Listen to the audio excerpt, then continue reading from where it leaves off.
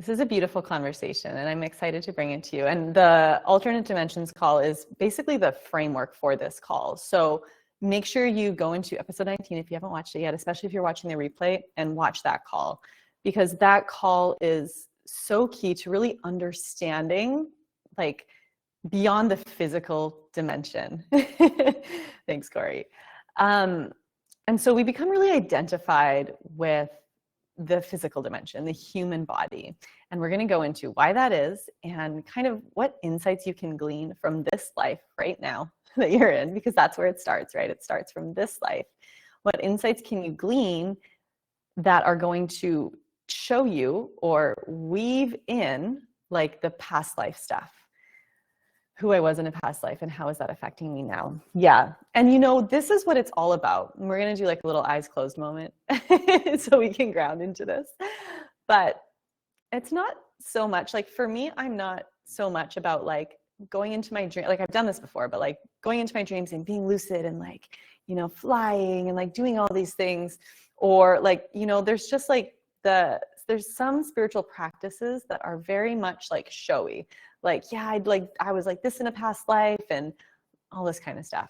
I am most curious about what is influencing me right now and what is holding me back from my highest. And so I would rather spend more time releasing those tethers than doing the fun, flashy stuff, right? It's more important for me to expedite my spiritual journey than to get stuck in the cul-de-sacs of like, you know, the showy, flashy kind of things. And so that's what we're going to go into today is how am I creating my reality? And what is that showing me about where I've come from, who I've been? And is it serving me right now? Is it serving the highest version of myself? So before we begin, I'm actually going to get you to ground down just into your body, because it all starts in the body, right? And that's really why I opened the virtual studio. That's why I want to bring more yoga, is because the more embodied we become, the more that we can feel inside of our own body. That's where we access these more multidimensional parts of self. So there's a reason you're in a body, right? There's a reason. And so I never teach people to leave the body, right? How can we use this body that we're given so that we can really understand what is coming into us and is it affecting us? So close your eyes and just take a couple deep breaths. And as you take some deep breaths, let your belly be soft. So let your breath go all the way down into your belly. A natural breath as you inhale will release the pelvic floor down. And as you exhale, the pelvic floor will lift up. And so this is a miniature version of the diaphragm. As you inhale, the diaphragm releases down. And as you exhale, the diaphragm lifts up. So the diaphragm is that big dome that sits underneath your lungs, right on your bottom ribs. And as you're breathing into your body, just begin to scan your body from the crown of your head as if like a golden white light was coming down and just washing your whole body, crown of your head down through your head, your skull, your eyes, your nose, your jaw. Release your jaw, your throat. Maybe open your mouth and let the breath out your mouth just so you feel your throat. And let this light come down to your shoulders, tops of your collarbones, down into your lungs, through your heart, all the way down your abdomen, past your diaphragm, tops of the arms, the elbows, the lower arm bones, hands, the fingertips, down through your abdomen, your liver, your spleen, your stomach, your kidneys, all of your intestines. So this white light goes all the way down and washes through your pelvis, your hips, your buttocks, your thighs. It's washing down to your knees, your calves, your heels, both of your feet. to your toes. And as you inhale, I want you to bring your awareness to the center of your chest. And let the inhale just expand you out beyond your physical form, almost like a fire expanding in 360 degrees. And as you exhale, anchor whatever space that encompassed. So however far outside of you that was. And again, as you inhale, feel this expansion coming from your center, pressing beyond your physical form. See where you can feel the edges of that. Like, how far does that go for you?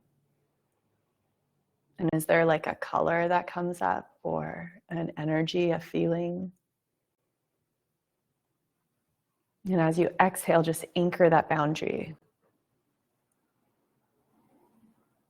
And so some modalities will call this your aura. In Taoism, it's called your Wei Qi field. It's the third lung, essentially, beyond your skin. It's your energy field.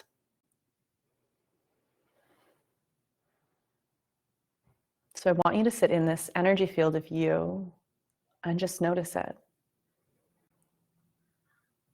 Let anything come in that arises, whether it's thoughts, whether it's feelings, whether it's colors, whether it's visions. Like, what is it for you that comes up as you're breathing like this?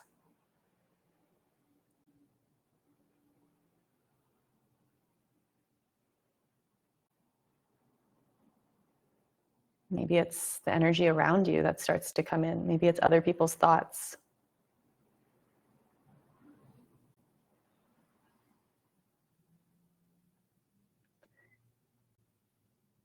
And so you learn to sit in this field so that you move beyond the physical body.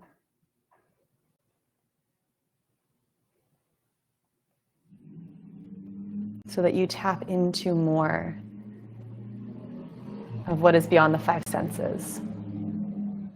And so by looking within and closing your eyes and turning your attention inwards, right, you get to access what you could call your psychic senses or your super senses, your suprasensory organs.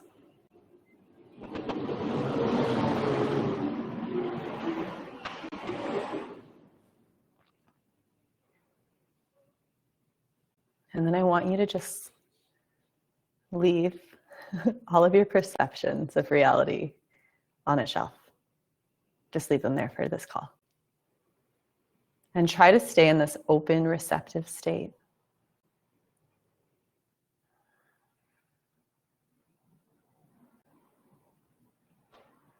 So you can open your eyes. What I really want to make very apparent for you in that exercise and in all of your moving through life is that whatever came through, whatever you saw, whatever you felt, whatever it was, is not imagination. There's nothing that you can imagine that hasn't happened, or that you're not tapped into, or that you aren't being shown, or that isn't being revealed to you through something that you already have or that has already happened to you. And so this is where, I don't remember what movie it was, but they said there's no original thought. And it's true. There's no original thought. You've been here a million times. You'll be here a million more times. You'll be in this body again and again and again, maybe. I'm planning on not coming back.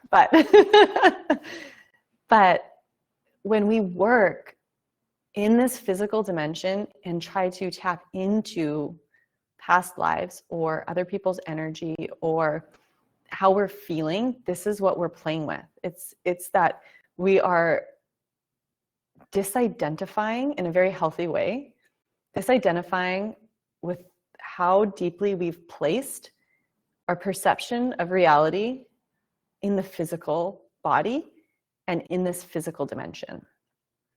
Because what happens when the soul drops into a body, what happens when a soul drops into a body is that it has chosen the whole entire experience, right? It happens after conception. And for some souls, right, they will leave the body, the womb, in the womb, if there's a shock, right? If it's like too much or whatever, and come back in. Like my daughter, I know the exact moment her soul came back in. And I had a huge trauma happen before I conceived her. And I had to put down my beautiful Great Dane, and he had gotten really sick, and he was only 3, and it was just really traumatic. He got paralyzed, like wheelchair, like the whole thing. So I conceived her at the moment that we put him down. And I was so depressed, the hormones and everything. And so she just left. And then her soul came back in at 13 weeks. And so the soul is, when it comes in, like the soul is multidimensional, and it's so pulled to the physical dimension when it has unfulfilled what you could call karma, right? Karma is cause and effect. And so the moment the soul comes in, it's all based on karma. And it's based on how the soul perceived itself to be. So this can be really hard for some people because, in my own experience, I came into a very intense household of an abusive alcoholic father, but my soul chose that. So for some people, there can be a victim identity that is formed through this, right? It can be like, God, like this happened to me, everything's happening to me, and you're continuously attracting that in because this is the karma your soul came here to clear, right? The cause and the effect. And so however your soul perceives itself to be, and it doesn't necessarily mean that specific traumas have to happen, but the energy of it did, right? The energy of the self-worth of the soul, of the past lives that it had, of like the whole amalgamation and conglomeration and the constellation of like what the frequency of this soul was, the matrix, right? The matrix energy of the soul descends into a resonant matrix of the familial structure, mother and father, of the cultural, right? The cultural stuff, of the societal stuff, the friendships. Every single person in your life, every single family member you have called in to learn from. There's no other way it could be, because every single energy that you have, it drops into the lake and creates ripples, and there's a specific frequency, right? If you drop a big rock in, there's going to be different ripples than a small rock, than a feather, than like all the different things that you drop in, right? These are energetic principles of thoughts, right? And they ripple out, and what they find is a magnetic attraction, a similar resonance to ripple back to you. And so this is where, in this physical dimension, you're calling in everything that you believe yourself to be. And so when we have money stories of like, I'm always poor, we always create situations that allow us to continue to feel poor, right? Like partners are like, I always choose the wrong partners. We keep choosing, right? And so this is where, in this lifetime that you're in right now, that you've called in, that your soul yearned to go into a body, to be in this physical dimension when it descended, or when it slowed down, right? Because consciousness, higher realms, is very fast, right? When you listen to angelic music, right, the hertz is higher, the more angelic that you go. And when you slow it down, right, we slow ourselves down enough, the soul slows itself down until it finds that resonant matrix. The moment the mother and the father come together to conceive, it knows this is it for me, where I'm going to learn, where I'm going to grow, where I'm going to finally be able to clear these patterns. And so it's so shocking to drop in and to be there. And most of us forget, right? The great forgetting. We forget all of it. We forget our soul path. We forget, all of the lives that we've had. And yet, at the same time, we are calling in all the same characters, right? And so how many of you, this is where I'm going to throw a little curveball in here, because it happens a lot where people are like, I like knew in the blink of an eye that was the love of my life. That's lock and key for patterns generally that people are here to clear. And so we actually don't notice. We won't notice someone if they're not in the energetic frequency of us. And so if we haven't done a lot of work on this before we meet our partner, we're calling in a pattern. And it's not that you're not meant to be with this person. It's that it's showing you what you believe yourself to be, where you believe yourself to be inhabiting, right? We're lock and key. We're just lock and key for the people that we attract in generally. And so when you descend as a soul and you have this familial structure, you have, a belief at the soul level of this parent's going to treat me this way and this parent's going to treat me this way because this is what I've known in past lives. And then what gets looped into that is ancestry stuff, right? Just like stuff that's programmed in our own parents that is pulls through into our bones. So we have those layers of past life stuff, soul stuff, right? We have the ancestry stuff. And then we get more layers, the societal stuff, the cultural stuff, the institutional stuff, right? And so all of this, when we're moving through the world after the shock and the forgetting of what we're here to be, of what we're here to do, of like what we're here to evolve into, is that like we get programmed to not be ourselves. So we get lost, right? And so that's why it's like when you turn like you have your first individuation around like, when you were in puberty. And so you might start to question reality or just like individuate yourself from your parents and rebel or whatever, and then in your 20s, it comes in. And then in your 30s, it comes in really strong. Where you're like, I've made the money, I have the job, I have the car, I have the home. It's not enough. And you start questioning things, right? I mean, if you're here, this has probably happened to you a few times, especially if you've got it this far in this call. And what we're really doing is we're starting to question the identities that we hold, right? The identities that we hold of ourselves, of our society, of like what we're here to do, of like even like, who am I? Who's this person in this body? And so when we start to reflect on this, this is where we have the opportunity to turn our lens inwards and to really start to see what things are impacting us or influencing us that are patterns that our soul is already coded with from past lives, and then also has the codes of like this life, right? And is this the effect that I want to continue to get back to me? And so how to work with this, how to use this, how to play with this is to know that everything in your human experience is meant to be neutral. So person yelling at you, neutral. The child pulling your hair, neutral. Your family member that just is like under your skin and you're like, why did I choose this family? Neutral. Anything that's not neutral is a pattern that you are here as a soul to clear. You gotta fly by me now. That you are here to clear. As in, you're here to choose a different experience with your reality based upon this one thing that is bothering you. And so, what does this look like? A lot of people, I'm going to use relationship because we're all like, we relate, right? We just like, it's a thing, right? We just like want to find our partner and like do all this stuff. And it's very relevant to many of us. So we find our partner and it's like, oh my God, I just like, so much like blah, blah, blah. Like here. And then all of a sudden, the deeper programming comes out and it's all revealed. And it's like, oh my God, this person's driving me crazy, or you're fighting, or, you're like really triggered by them, or they're annoying you, like all these things that are coming out that are only your perception of the situation based upon what you know to be true as a soul, right? Based upon the patterns that you're calling in so that you can awaken the judgments you have of yourself, right?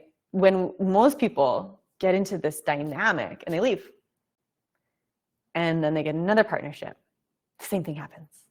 They leave, they get another partnership, same things come up, and they leave. And what they're doing is they're just continuously reflecting themselves in relationship, right? And so this is where in every situation, right? Every situation that's uncomfortable, that's filled with discomfort, you learn to sit there and not run away.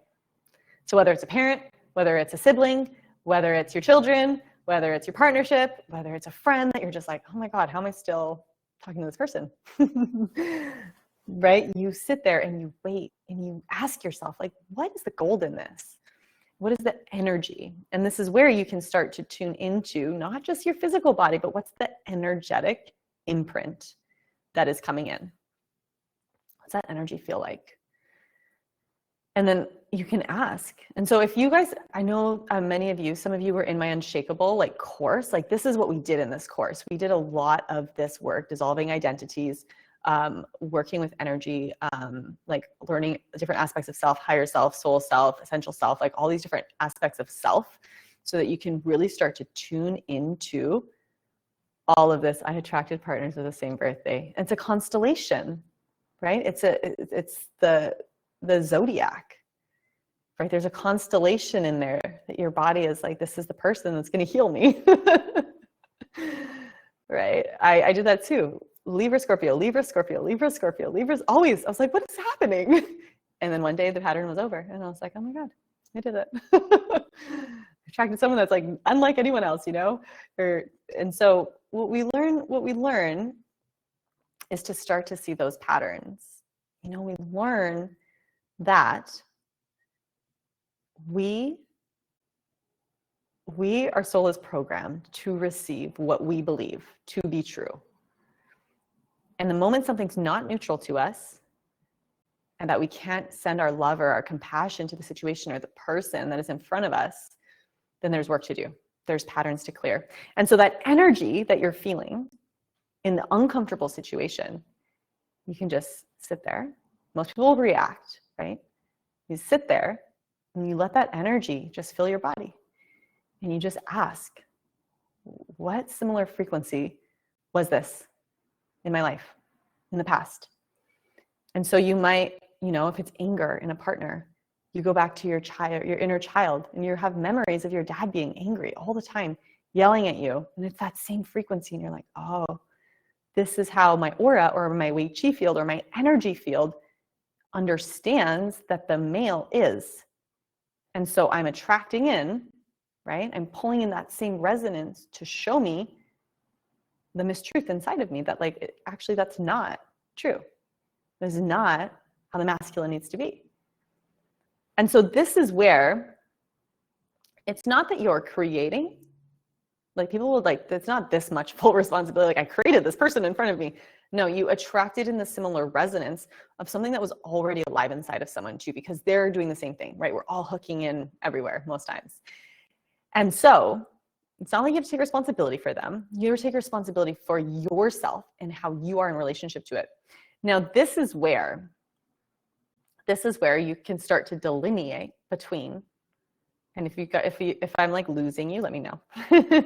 but delineate between like, oh, I can see this in my childhood, or I can see this in this situation. I can see this over here in this life, because you have the memories of this lifetime for the most part. If we have really big traumas where our nervous system completely disintegrates in the experience, like it starts breaking it up, like our mind can only handle so much, our nervous system can only handle so much. If there's like a big trauma, it's just like, just like, I was like, I'll deal with this later. And it just chops it up into all these little pieces. And we tend to like black out a lot of those memories where we've completely disassociated from the body.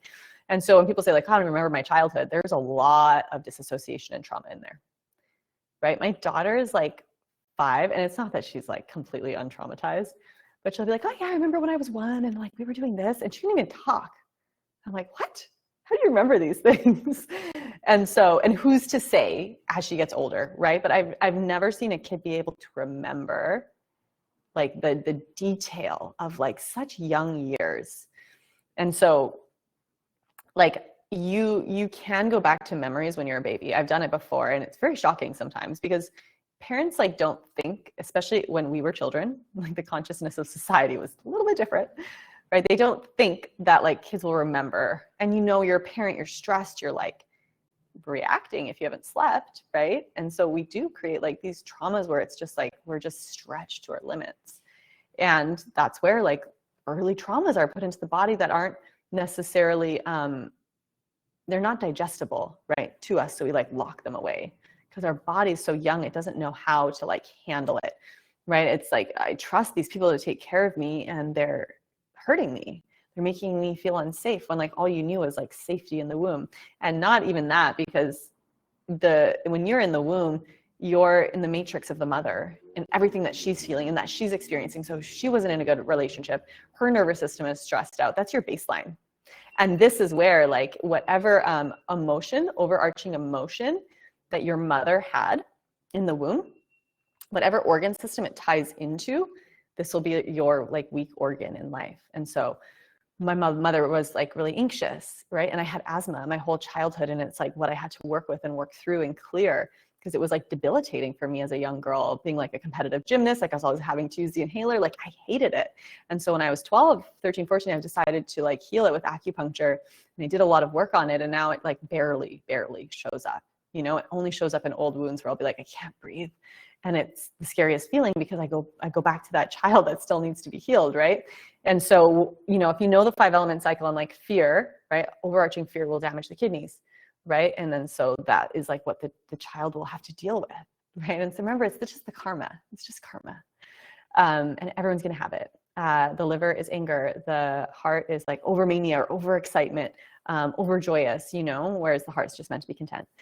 And then the spleen is worry. And then the lungs are like grief, sadness, anxiety, that kind of stuff.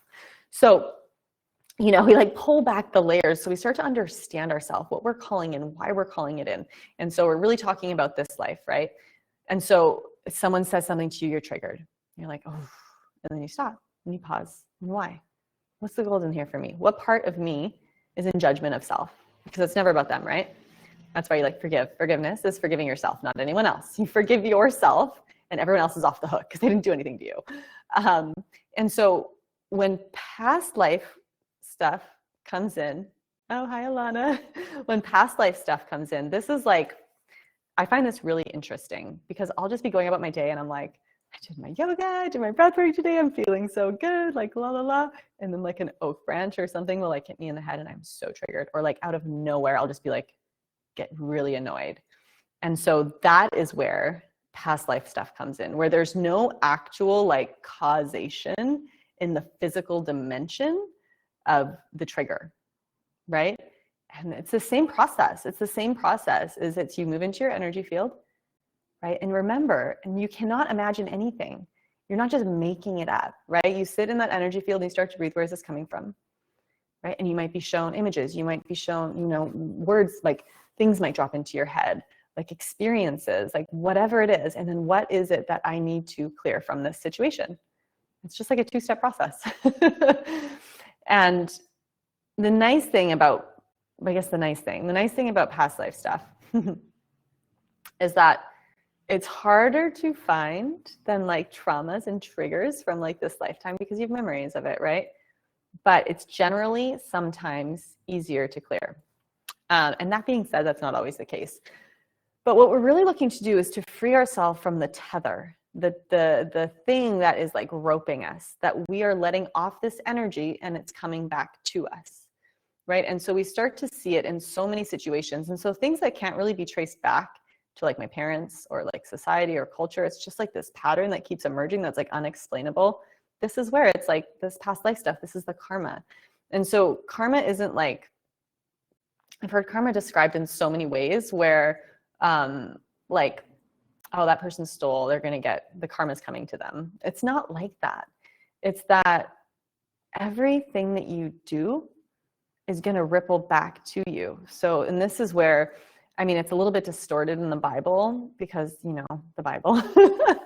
And I love, like, God is all, like, we are from God. But the teachings of Yeshua are very different than the Bible that most people read.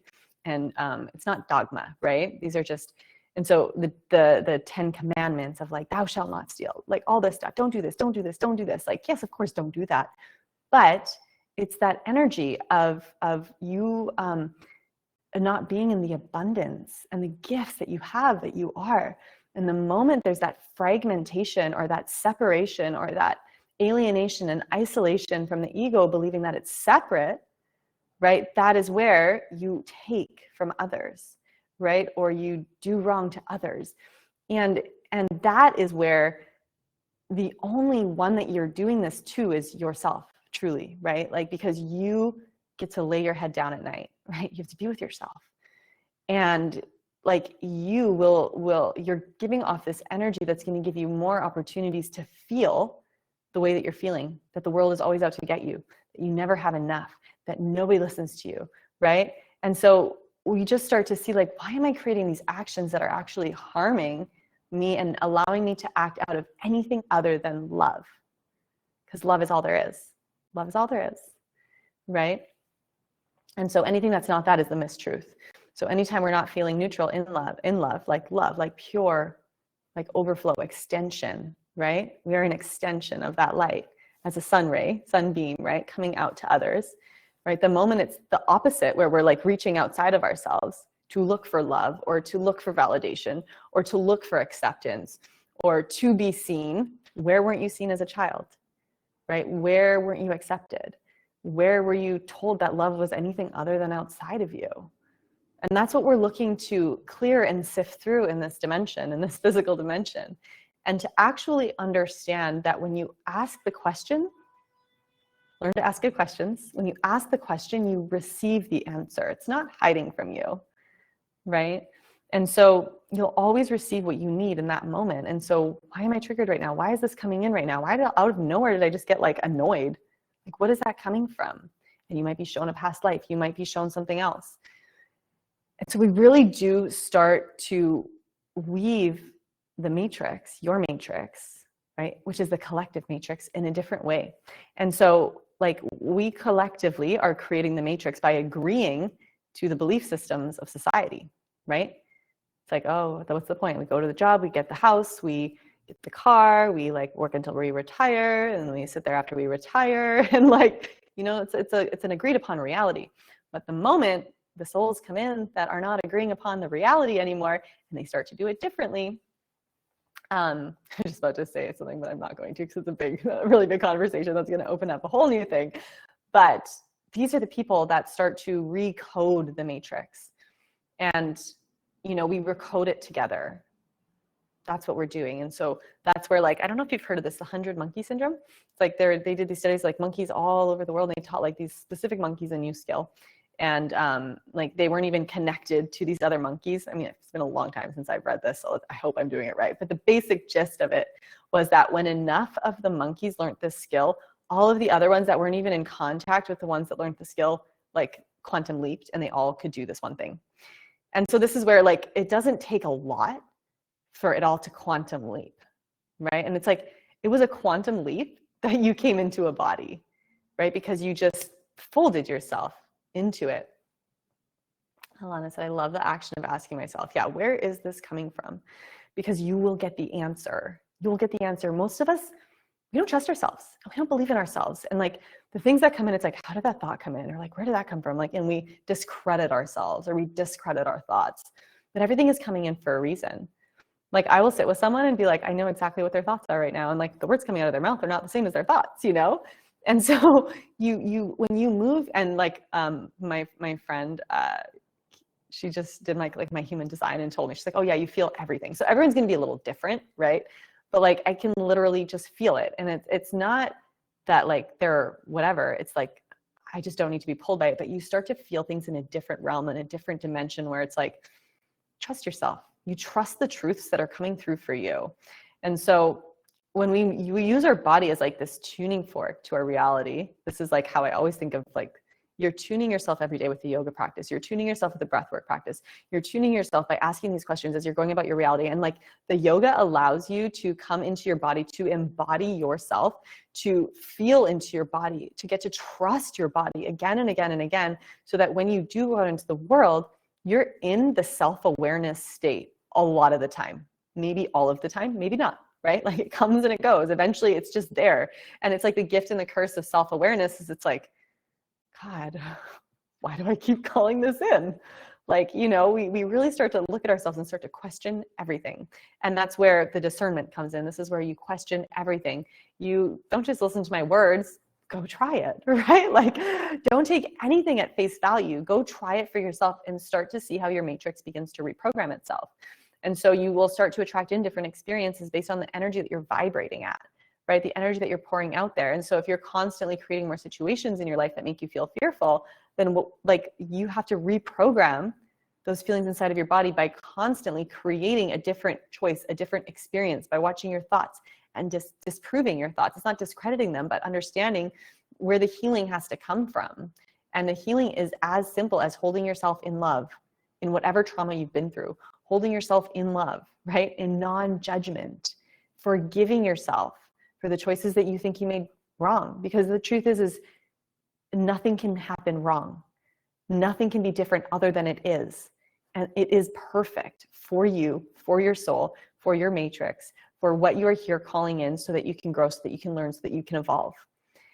And it's not like all roses, right? Like you can be sitting in the most uncomfortable situations in your life and just be like, okay, what's the gold? You can be in the underworld for years and be like, okay, I'm here for the gold, you know? And when you get it, it's just gone. It's no longer an issue because now you've completely reprogrammed the lens that you're viewing reality from. And so it's just like leaving your corporate job and not agreeing to it anymore. You know, and then you're creating a new dimension of reality again and again and again. And so, you know, for me, it'll come in where it's like, oh my God, like, what am I going to do this month? And this, like the entrepreneur thoughts, you know, where it's like, oh, I've always been okay. Like I've always been fine. Like I don't need to have the thoughts that are like, you should get a job. And they'll come in and I'm like, oh, they don't need one. But I'm a projector. Yeah. You're a generator, Alana. Yeah. I'm a 3-5 projector, emo projector. And this like projectors is what they're here to do. They're here to be the container for the world, to show the world where it's headed, to be living in passion, to like not have a job, of course.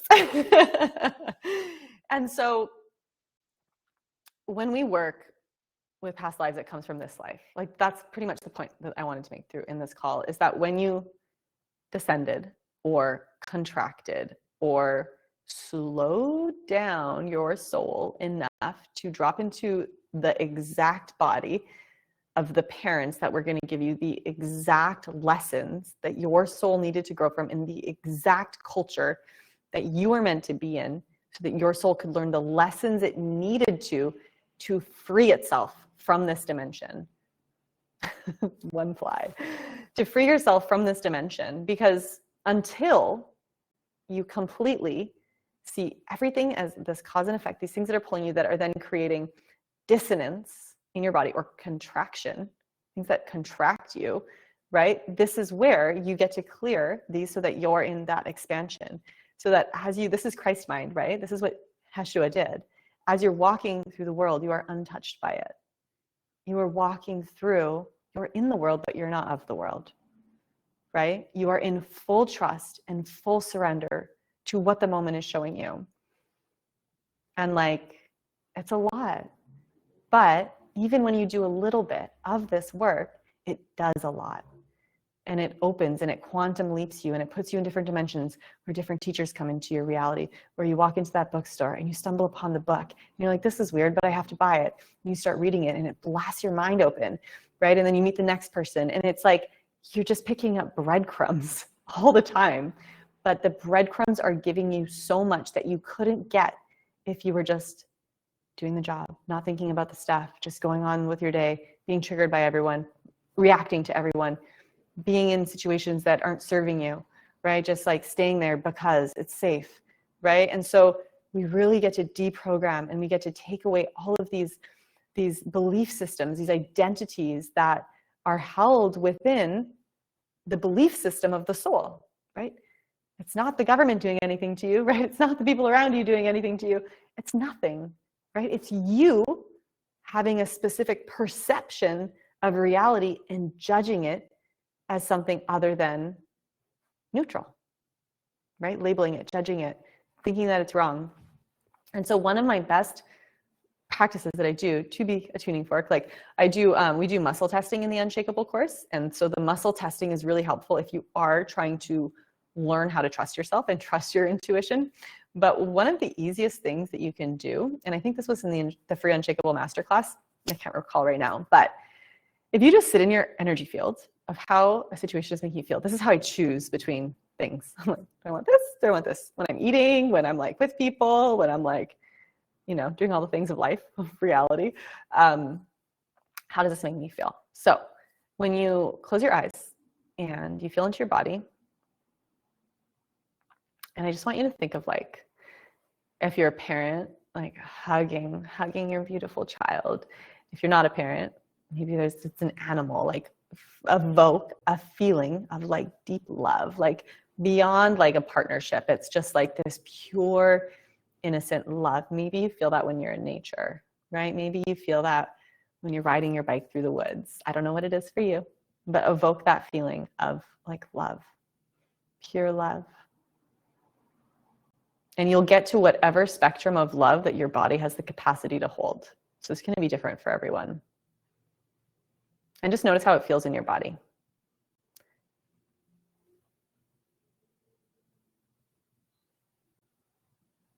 And just notice the subtle differences in your body. Beyond the physical, right? Move into that energetic field that we were working with.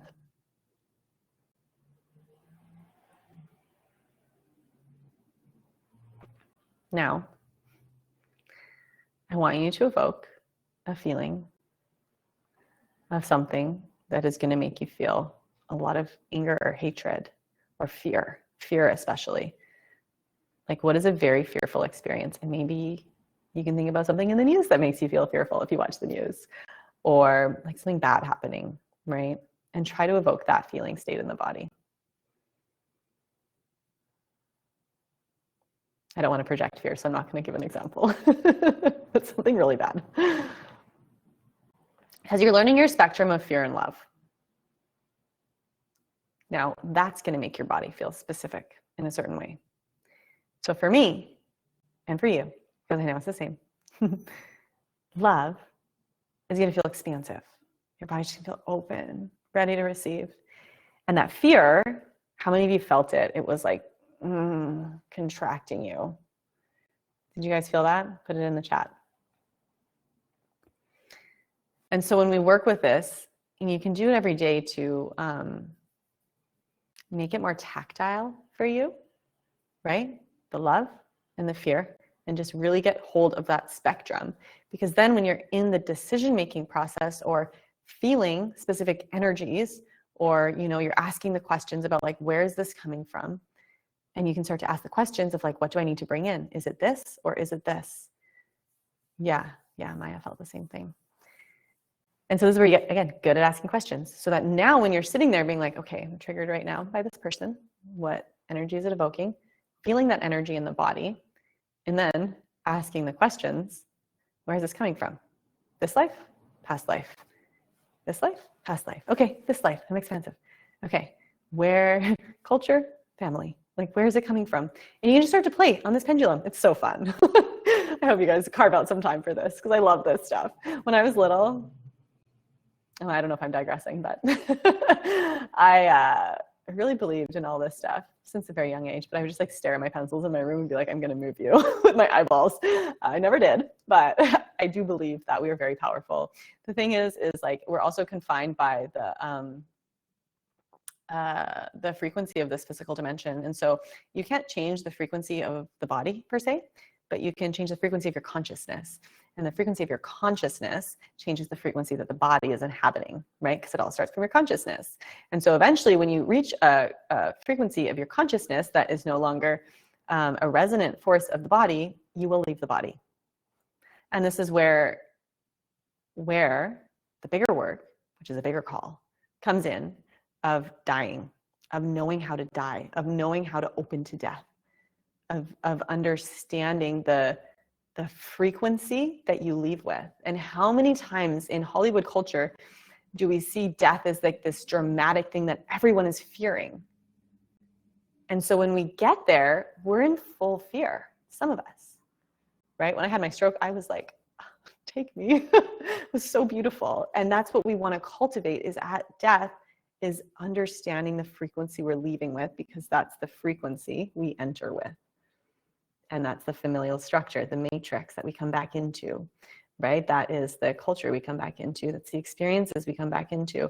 And so that's why, it's said that in India, when I was there, they really believed in this, like you were always reincarnated into a caste, like the specific structure. And this is where Hashua didn't agree with that. And instead of taking over the family business, went to the temple and prayed for his entire life.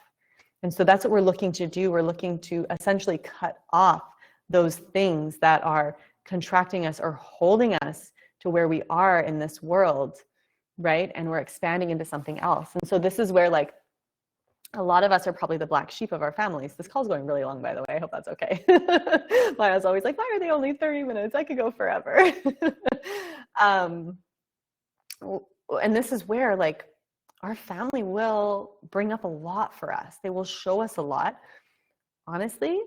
And it's not that our family's bad, right? Like I don't really want to, but it's that when we move beyond the lessons of what our family is here to show us, we won't follow in their footsteps, right? Like how could we when we're evolving? And so it's really about weaving and understanding. And this is why it's important to go sit with your family. It's important to go sit where it's uncomfortable because there's a lot there. So when you're with your siblings and you're like, gosh, I really wish we would get along and we're not getting along. Like, what is this? That's exactly the question. What is still here? Why did I call this sibling in? What are they here to teach me? What is the gold in here? What am I here to release? And so I think it's the most important because you kind of have to sit with your family, right? With a spouse, you're like, I could leave this person, whatever. I mean, not whatever, but like it's different. There's different dynamics, right? And so with family, they're your family, right? They're the matrix that you incarnated into. And if they don't shift their matrix and you start shifting your matrix, it's hard to be on the same dimensional plane of reality, right? And at first, that jolt and that jar can be frustrating because it's like, you don't see me, you don't hear me, you don't understand me, like all this kind of stuff, all the childhood stuff, right? That's coming up and coming through because they gave you the conditions so that you would be forced to be like, I need to awaken out of this. And then when that is cleared, right, the like perceptions, the misperceptions of this, right, you'll just be with them and be neutral with them, right? They might have been your child in another life, like who's to say, right? And so this is where no one's more special than anyone else. Like we like kind of like make things extra special in this reality. But when you look at things as neutral, absolutely everyone holds the same place. But there's different contracts that are there, different constellations, different like hooks, different patterns that you're calling in through the specific people that you're bringing in. And when you can see that as like, oh, this even my partner isn't more special than my friend, than this person I don't like. No one is actually more special. It's my perception of it, right? And so why am I hooked in? What am I pulling in, right? Like what is it that I'm pulling into my reality through my belief system of my soul? And so let me check the time. It's 2:51, almost an hour. Yeah, love is spacious and warm and fear is stiff and cold. And so this is where like you get to understand what it is for you, what the tactile feeling is for you. And like there's different ways to muscle test. Like muscle testing is so great because you're working with a psychosomatic body beyond the limited mind. When you work inside of this body and how it feels, you'll be with people that are just like, you're like, oh, I'm just closing down right now because it's a big no in your body, right? Unless it's like a really big trigger where it's like, okay, there's something to work through. But when you're with people that are like elevating you and lifting you up and expanding you, it's just like, oh, I just feel it. I just feel like I'm pulled into that dimension that they're in. And so this is where we really get to play with like the spectrum that you're on of the fear and the love, and then what other people are making you feel when they're saying specific words, when they're just being themselves. Like, how does that actually feel in your body? And then again, we're looking to ask the questions to understand, like, what is this? Is it from a past life? Is it from this life? Like, usually you can see the patterns, especially if you're with your parents, you'll see the patterns, how they treated you, how they treat you, how they treat other people, how they treat each other. You'll see the dynamics because we tend to attract in a similar dynamic when we're haven't done this work in our relationship. And even if you have done this work, it'll just come through if it hasn't been cleared, And so relationships are the greatest teachers. They'll really show you exactly how you believe you should be treated, essentially. And that can be really hard to hear. It was really hard for me to hear that. And so, but we have personal responsibility, and then we reprogram our matrix so that I actually deserve this. I'm actually worthy of this, whether it's money, whether it's relationship, whether it's health, worthy to feel incredible. I'm worthy to be in an incredible relationship. I'm worthy to like have all of the wealth in the world. And if you're not feeling worthy of that, right? That's just what your soul came in with. And you have the opportunity to shift that. And that's what's so beautiful. And that's what's so freeing and so liberating, because before we understand that idea of self-responsibility, we're a victim, right? It sucks because we can't change it. It just keeps happening to us again and again and again. And then eventually we look within, we turn the whole matrix around, and then it's like, oh, I'm the character in this, right? I'm the one that gets to change my belief system by beginning to reflect in a different reality, by learning new ways to do this, by tuning into the right people, by not, staying with the people that are like keeping me where I'm at, but I'm moving into different dimensions of my consciousness so I can have different experiences, so I can, learn more about myself. And so if you ask, you will receive. Every morning I wake up, I say, God, give me what I need today so that my soul can learn and evolve and grow. And sometimes it sucks what I'm given if I'm like judging it, but always it's exactly what I need because I asked for it, right? And when you stay in that receptive state of asking, what do I get to receive today?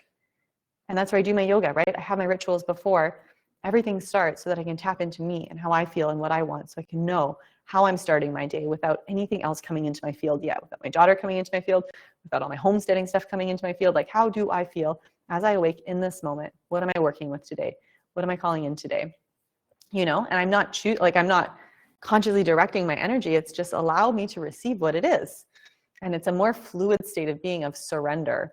And I know a lot of people have the jobs and the schedules and you got to do the stuff and whatever, but you can still fit it in if you take a different turn to work, right? And you just expand your consciousness and start to feel into other people's energy, right? Start to feel into their thoughts and what they're thinking. And, if it's too much, turn it off. Get a little distracted, have some chocolate, go get some coffee, just get crazy. However you get crazy. But if you have any questions, pop it in the chat before we end this call. I mean, I could go forever. And I hope it's kind of clear. I worked all day and then had coffee with colleagues who needed human connection, got home really tired of being here with you. I am awake and feeling great and reconnected. Yeah. Find people that help you feel connected, right? And even if you don't, that's okay. Because the thing is, with the soul, it just wants cause and effect. That's what it's happening.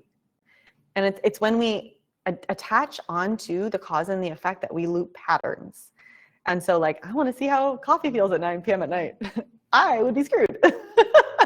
I would be awake. My thoughts would be running. I'd be like, okay, that's an effect that I do not want, And so whatever it is for you, it's what's the cause of doing this? And you get the effect back. What's the cause of this? And you get the effect back. This is a great cause and effect. I'm going to keep looping into this. This one, if you keep looping into something that doesn't feel good or that's creating a reality that you don't desire, right? That's a pattern that you've identified with that cause and effect. And so really the way that the society is set up is to keep us out of that, right? With living in the same place, having the same job, all the matrixy stuff, but when you can begin to leave that dimension where it's where would I live? Oh, that's what I wanted to say about past lives too, is sometimes we feel called, or something comes in where we see someone at a certain location and we're like, oh, I need to go there. I need to go travel there. There's a past life hook there, right? And so it really happens in especially since we're global citizens now, right? It happens when we travel to places we've never been before and we feel something, right? And that is the best place to go sit and do some past life work, because that is coming through not in this lifetime. So that's another way to play with it, because I know a lot of us travel or we move around. And so that's one way. And then you'll get that same feeling with a person that you've never met before, where you're feeling something here. Past life stuff, past life characters, right? And so yes, everyone that you call in is really a past life character, but it takes away the hooks of the familial structure and those kinds of deeper tethers of this lifetime, and moves it into more the past lifetimes. And even people, when you're traveling and you meet them, it just, when you have the awareness of it, it will blow your mind. And again, you just ask the questions. And it's more intuitive. There's not really a methodology I can give you. The Unshakable course is great for really understanding how to work with this energy and tapping into your field and doing the muscle testing and very structures for the work, and understanding your higher self, and just these different dimensions of self that you can play with, to ask questions, to know if your field is clear, to clear your field, all this kind of stuff. It's energetic hygiene, essentially, right? So it's a really more ethereal, mind-based work than the physical yoga practice, but it's so great.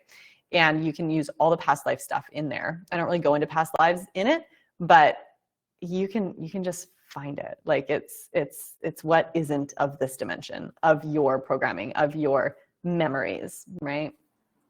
So if nobody has any questions, this was the longest call yet, 1 hour. And it's fun to just start to play with because, I don't know, it's more fun than watching TV for me, but everyone's got their own definition of fun. Okay, everyone. Was it clear? Was it helpful?